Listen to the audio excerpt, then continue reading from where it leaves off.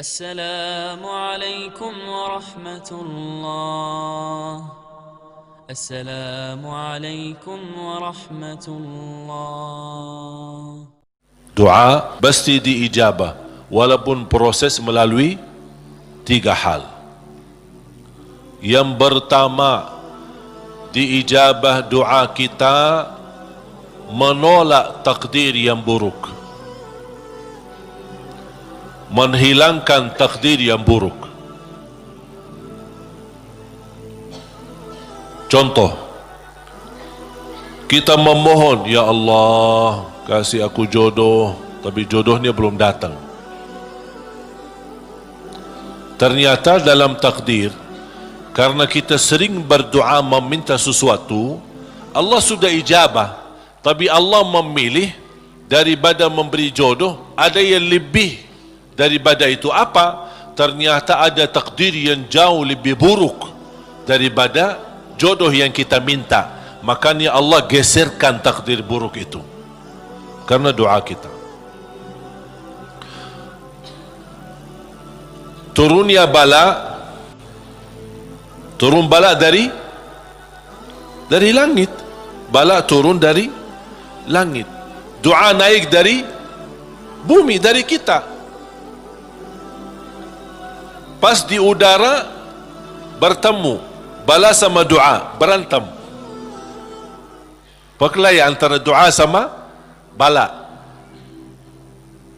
Yang kalah siapa?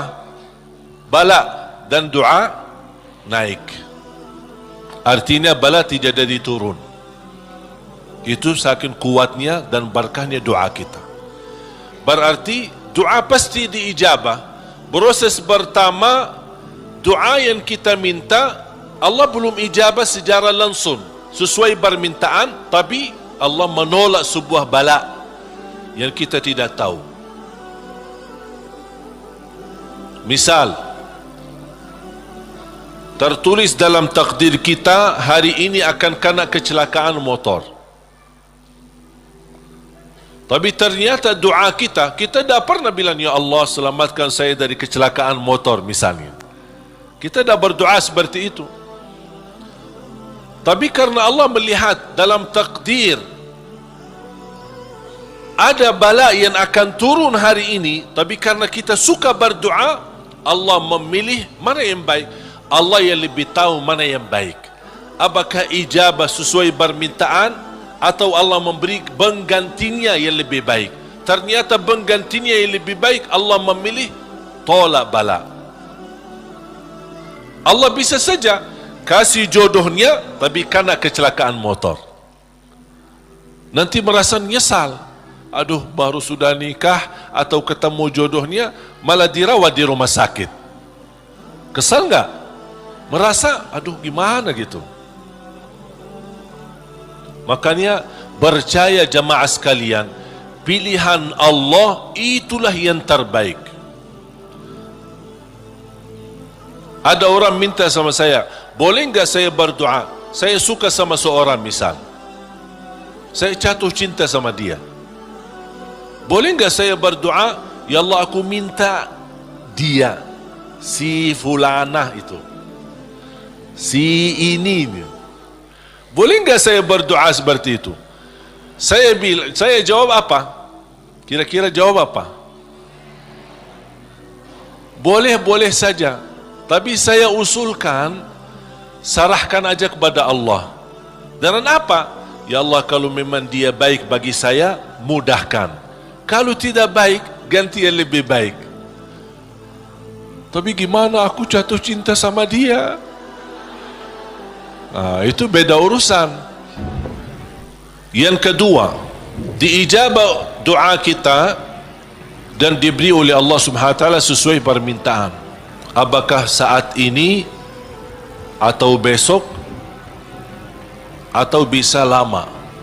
Tapi kita percaya pilihan Allah itulah yang terbaik.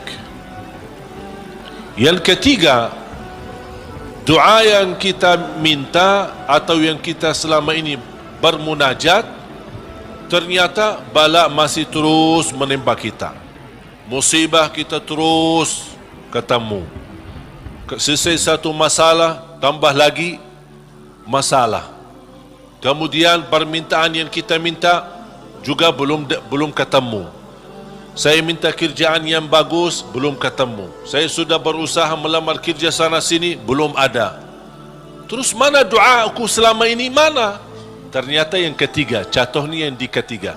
Yang ketiga apa? Allah simpan doa kita buat di akhirat. Berarti tak ada yang hilang di sisi Allah.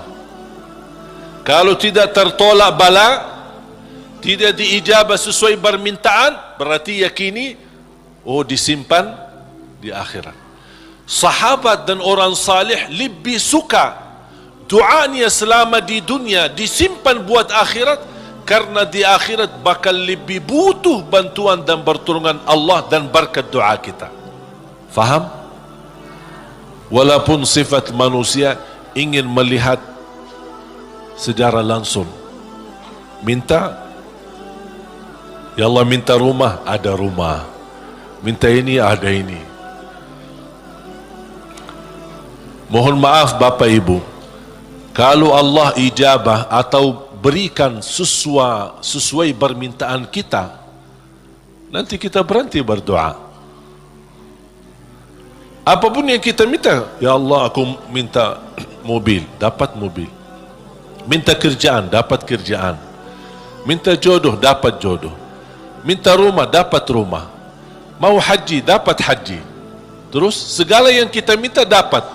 Habis, dah ada minta lagi. Terus berdoa enggak? Dah ada berdoa.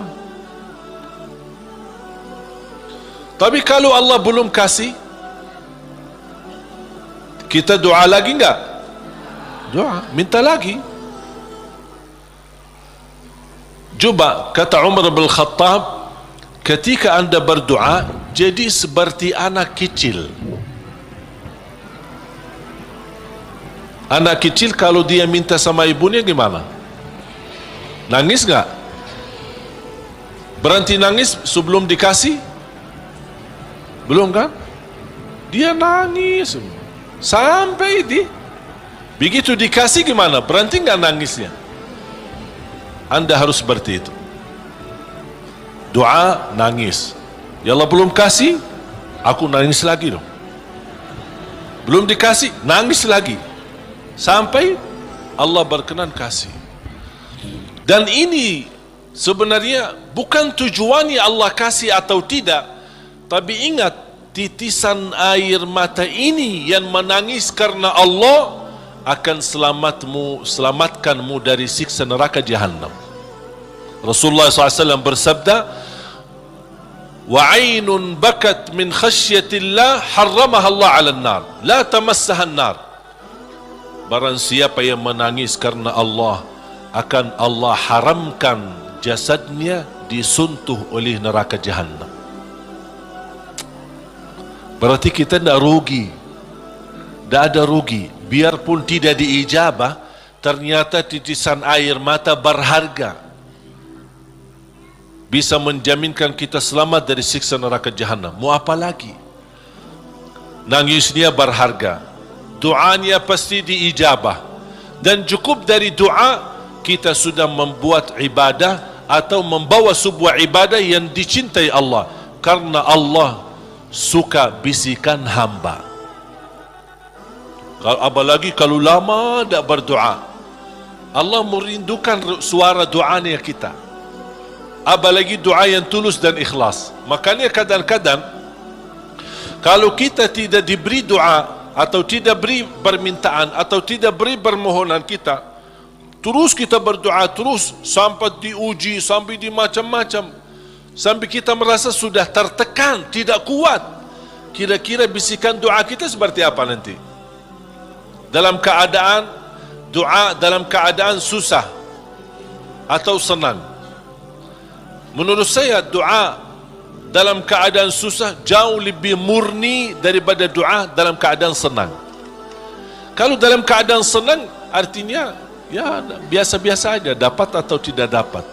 Tapi coba kalau lagi stres, lagi pusing, lagi galau, gimana bisikan doa? Ya Allah, Udah nangis duluan. Makanya itu subhanallah, saya mengambil kesimpulan dari doa, justru doa tanda Allah merindukan suara doa kita. Oleh karena itu jamaah sekalian, jangan berhenti berdoa, terus berdoa. Nabi Yunus alaihi salam ketika tertahan di dalam perutnya ikan berlama-lama di bawah laut, dia tidak pernah berhenti dengan mengucapkan la ilaha illa anta subhanaka inni kuntu minadh zalimin. Kata Imam Ibnul Qayyim rahimahullah, barang siapa yang membaca doa ini dengan sepenuh keyakinan, pasti diijabah oleh Allah hajatnya. Karena Allah habis doa ini, apa kata Allah? Fastajabna lah, kami terima dan menijabah doanya. La ilaha illa anta subhanaka inni kuntu minadh zalimin. Oleh kerana itu kembali lagi, doa kita diijabah atau tidak?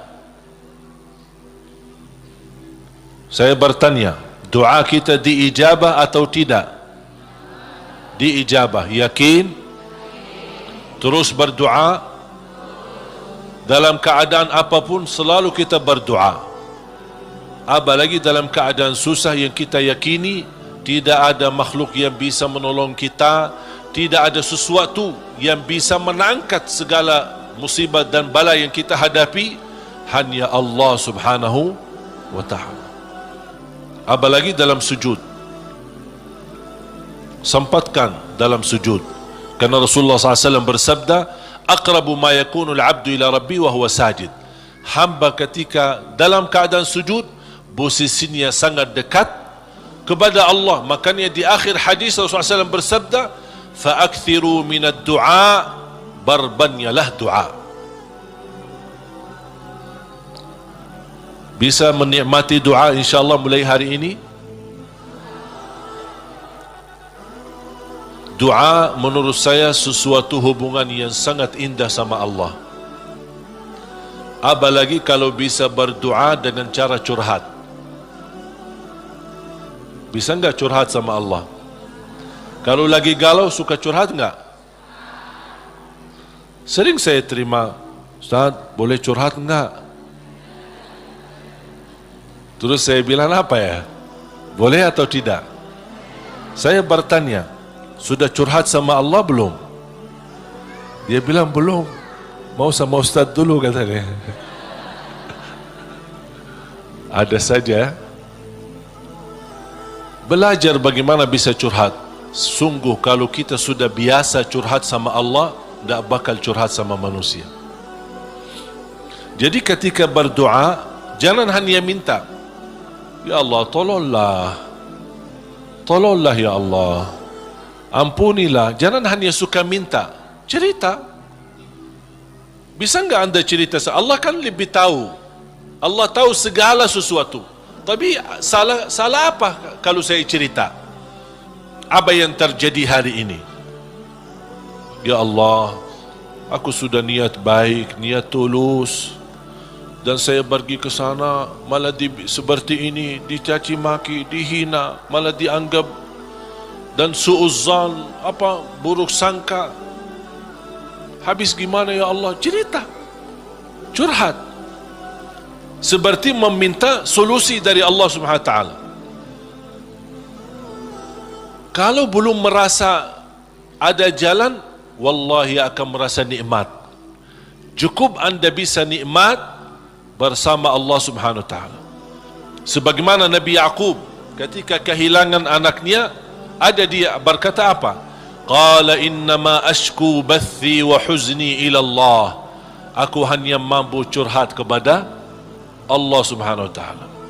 Aku ingin cerita, padahal Allah tahu apa yang terjadi, tapi dia ingin cerita lagi sama Allah Subhanahu wa taala. Ungkapkan cerita ini kepada Allah, itu sudah merasa diri dan membuat hati kita tenang.